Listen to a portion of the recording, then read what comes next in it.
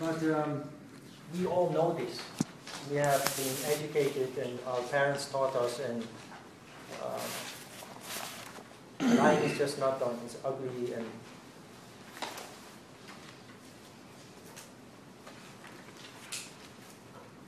but that is, we all know that when it comes to just the way that people can lie, telling lies to another person. So we don't have to elaborate so much on that, actually. What is very important is how people lie to themselves. We deceive ourselves. We make ourselves believe things. And we do this unconsciously, so we're not even aware of it. We delude ourselves into thinking or believing things just for convenience, or just because we are made to think or believe something because of the influence of the media in general. We talked about this in reference to non-violence already a little bit this morning. The subjects are all overlapping each other, all related, interrelated with each other. I talked a little bit about fashion this morning, and how children, for example, at the hand of Thomas's question, how children can be very much influenced, but also adults, can be very much influenced by media, by ideas that are being pumped into people's mind by TV. Fashion, of course, is a very big manipulator into making people believe that you need something and spend a lot of money on it.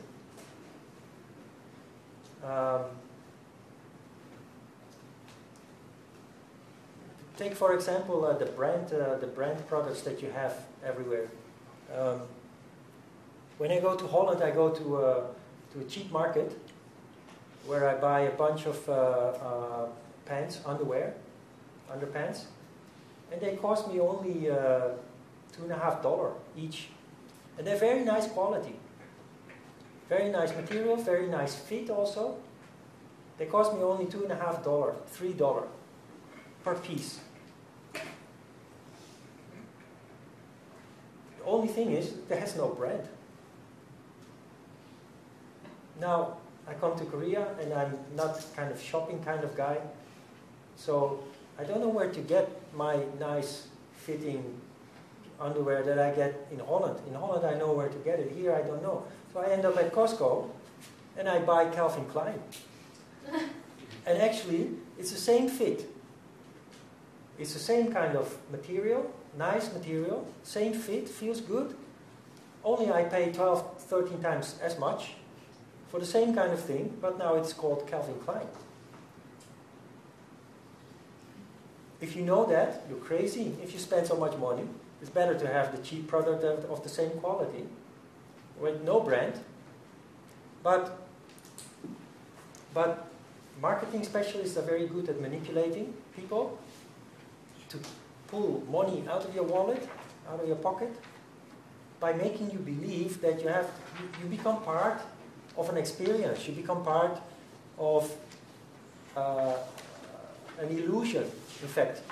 When you go to the cinema or you watch TV, the brand, the companies try to make you believe that, for example, if you smoke Marlboro cigarettes, you are like a cowboy in the prairie, high up on your horse. And so Marlboro is it is the biggest brand in the world, I think. And all those people smoking Marlboro forget that this Marlboro cowboy died from a lung cancer.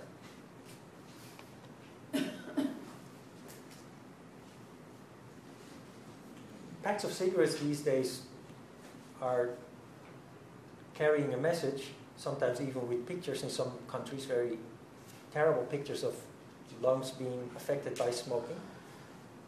People ignore that conveniently. People who smoke ignore that. I'm not against smoking, don't get me wrong. We're talking here about how media manipulate people. I have smoked also for many years. I stopped years ago, but just to give an indication.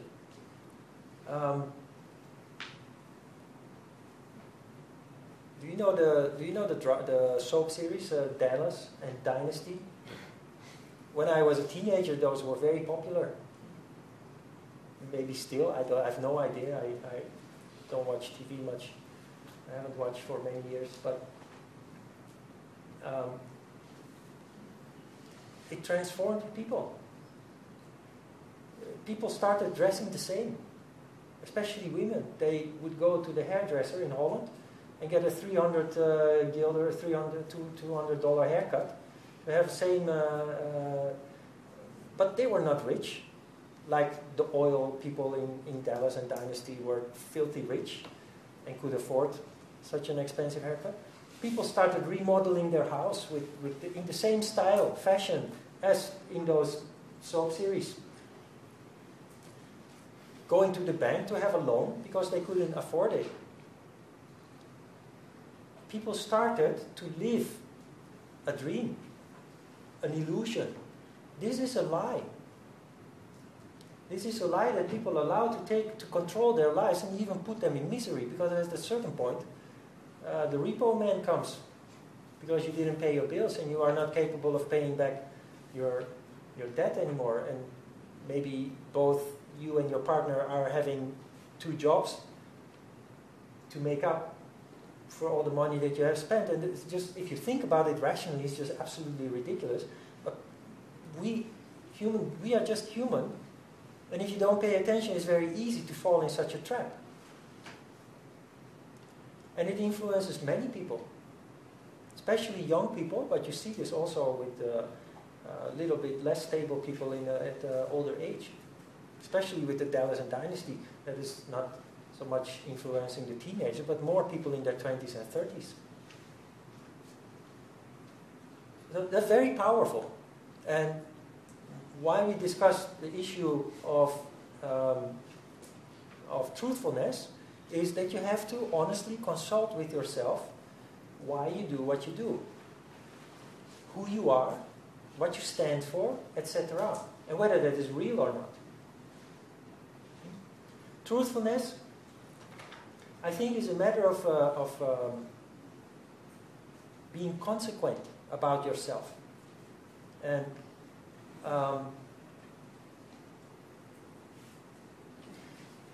yeah, I told you this story already at the open day, but it's important. Several people were not there. As a teenager, I was very much deluded too. I told you about the tough guy issue. And I had, all my brothers are older than me. So I was always trying to do what they do.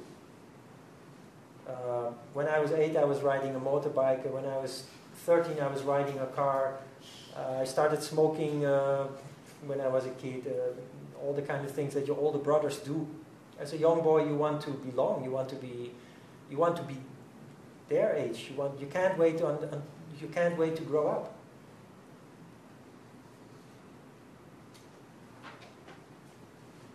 When I was in my late teens, I was very unhappy. I didn't know who I was and what life was about and what the purpose of everything was. And why? Because of my disconnection, because I didn't live my own life. I lived my other people's life, my brothers' lives, wanting to be like them, wanting to be like a Bruce Lee or I don't know what.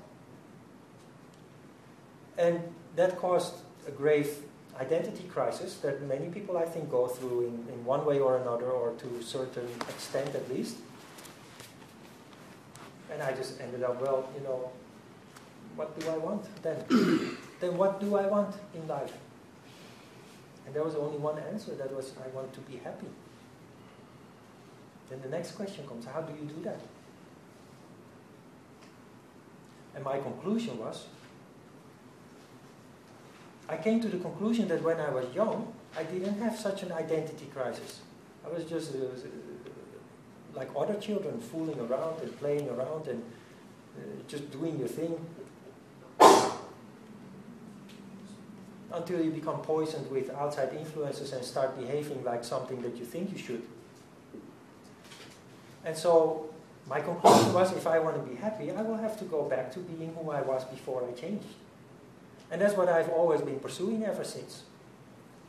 And this whole process really started to take off with help of yoga practice, because yoga practice gave me the clarity to see everything, to understand everything, to rationalize everything also, and it gave me also the power to be determined to go my way, in spite of all the obstacles that I found on my way.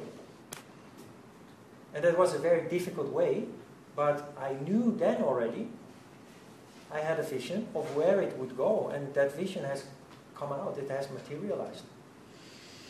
And I just kept holding on to that. And I'm in my 40s now, 47 almost. And for many years, other people have been pursuing their careers, have been building a family, and whatever it is that they have done that most people do in their lives. And they've been looking at me with weary look in their eyes, like, where is they going? What is he doing? My family has always been very supportive, but they have never understood what I was doing. Now they understand. Now they understand that it has led to something constructive. But while you are following your heart, because that was what I was doing, I stopped doing what was expected of me. I looked deep inside my heart and I started following the information that I got from there. While I was doing that, people, and you may have experienced this yourself, people just tell you, hey, when are you going to get married? Or isn't it time for you to get a normal job? Or isn't it time to this or that? Or no, I can't. It goes against everything that I feel. I have come too far already to do that. This, of course, many times will put you into big doubt because you can't change overnight and you can't accomplish what's in your heart overnight. And sometimes you end up feeling like a failure.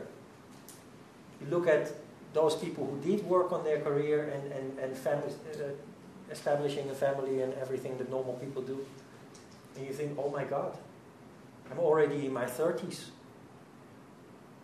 And I got nowhere. And look at them. They have a nice house, nice car, comfortable. They're secure for the future.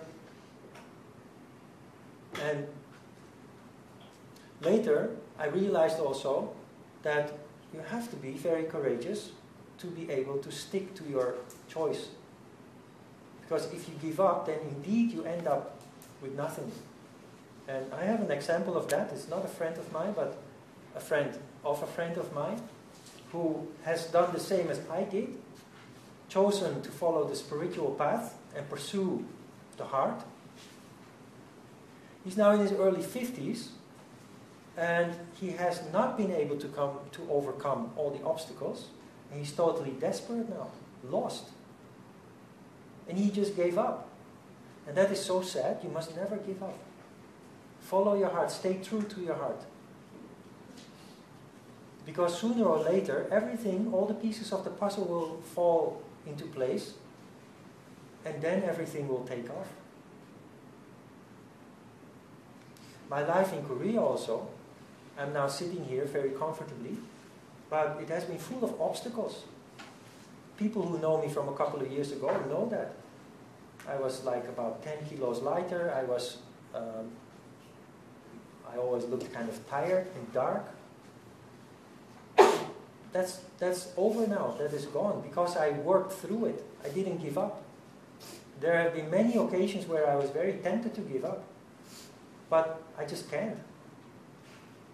And I'm telling you this because I hope that you will learn something from this, that you will stay true to your heart, if you know already what you want, what you really want, and that you just steadily and patiently keep working on that. That is practice of Satya, that is truthfulness. And something wonderful will grow out of it. When it comes to yoga also, I could have easily given in to the temptation to start a commercial yoga school. When I came to Korea, there was no yoga here, very rare. There was Hongik yoga, and there was some obscure yoga here and there, like 50 years ago in Europe and America. And I got a lot of attention from famous people and rich people, Samsung family, Hyundai family, some movie stars, artists, and I don't know what. But I stuck to my concept of yoga because that is the most valuable for people to benefit. If I had approached it in a commercial way, I would have had maybe 10 yoga schools by now spread out over Seoul. With fancy yoga, with selling expensive fancy yoga clothes and all these kind of things. But I stayed true to my heart. And I don't know if you can understand the implication of this, but giving up your principles, not staying true to your heart, destroys your self-respect.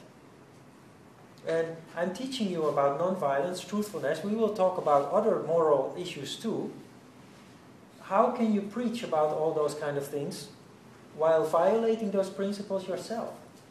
I've never been able to come to that point. Not out of desperation, not out of greed also, or lack of patience. I've just stuck to my principles and continued, knowing that sooner or later everything would be all right.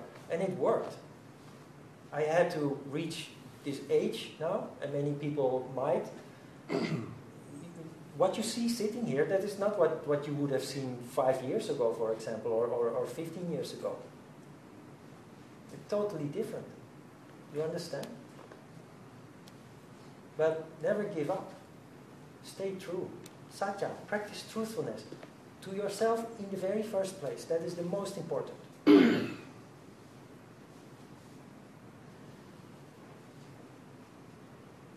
Now, if you ever end up in doubt, you write me an email. I will put you back on track again. Because I have a lot of experience from practice, from experience in life, to understand how all these things work in a psychological way also. Simply by going through it all myself. And yeah, it's a little bit late, but there are those books. They're written by Alice Bailey. Have you ever heard of Alice Bailey? Mm. Yeah, there are 3 books especially that deal also with this whole process.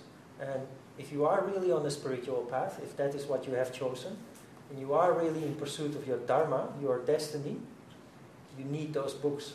Because I will not be able to teach them, that is so much, but you can read them yourself and you will find many similarities. The diseases of the disciple are described, and you will find all the tools that you need to understand the obstacles that are being thrown onto your path. They are there for a reason. And if you understand that, that will take away your desperation or your doubt or whatever it is that makes you unstable. The funny thing is, or the remarkable or the paradoxical thing in yoga is that the spiritual person is inherently unstable in his stability. Can you make something out of that?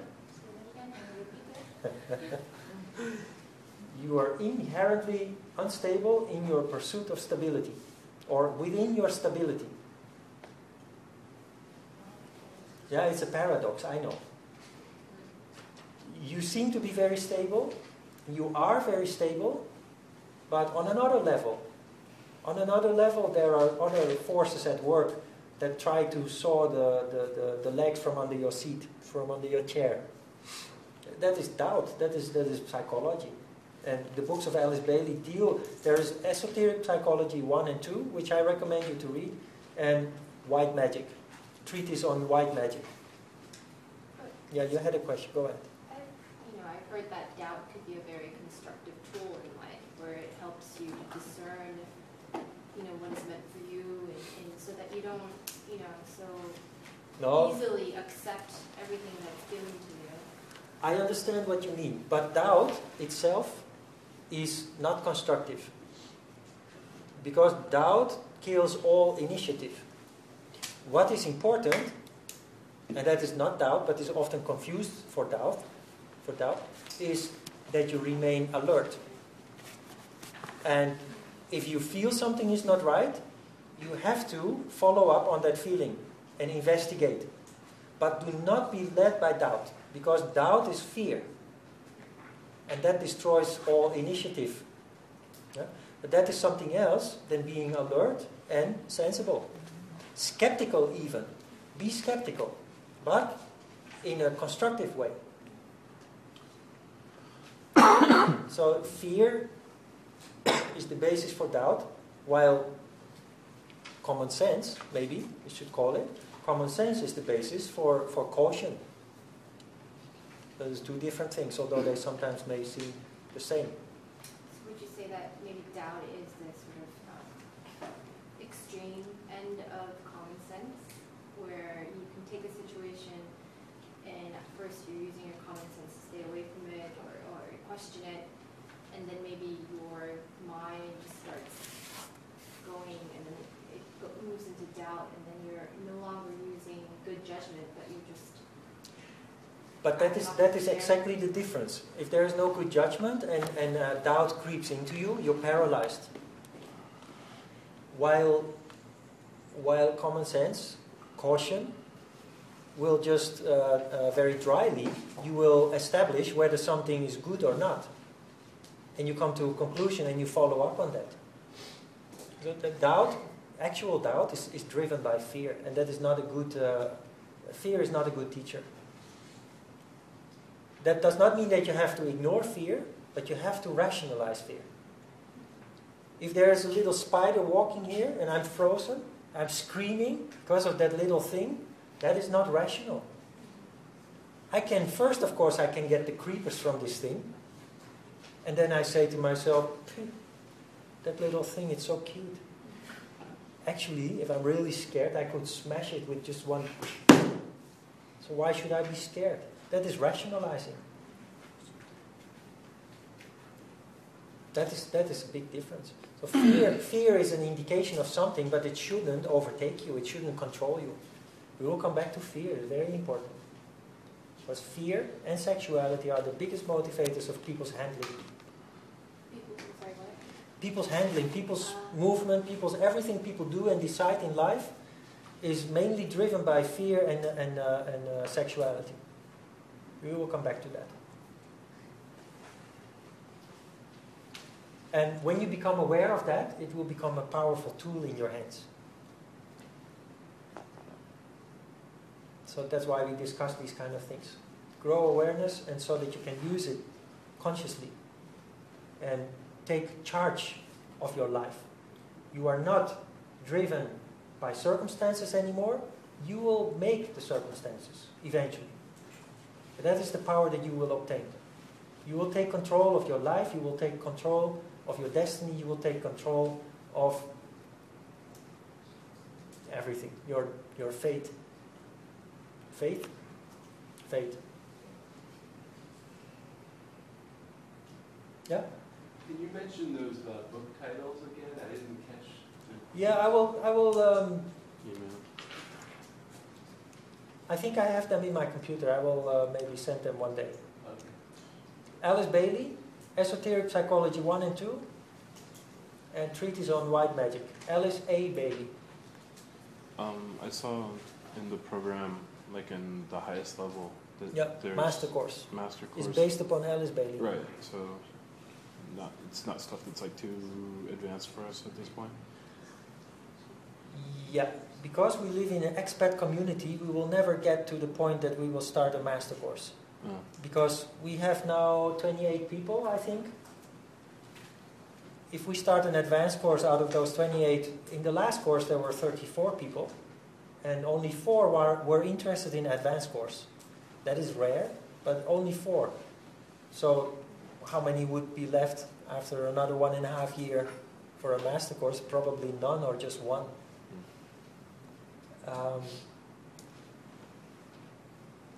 If we were not in an expat community and you just live here, this is your home,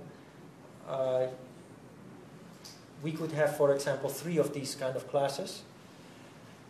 those people who remain and are interested in advanced course can be put together.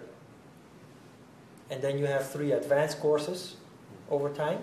And those people who remain, who are interested in the master course, could eventually take. But I hope in the future we can do that.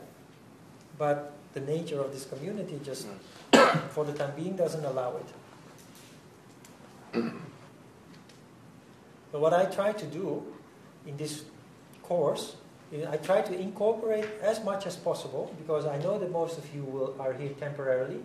And if I just follow only the curriculum, I feel guilty of not giving you enough tools to go on your own. So I will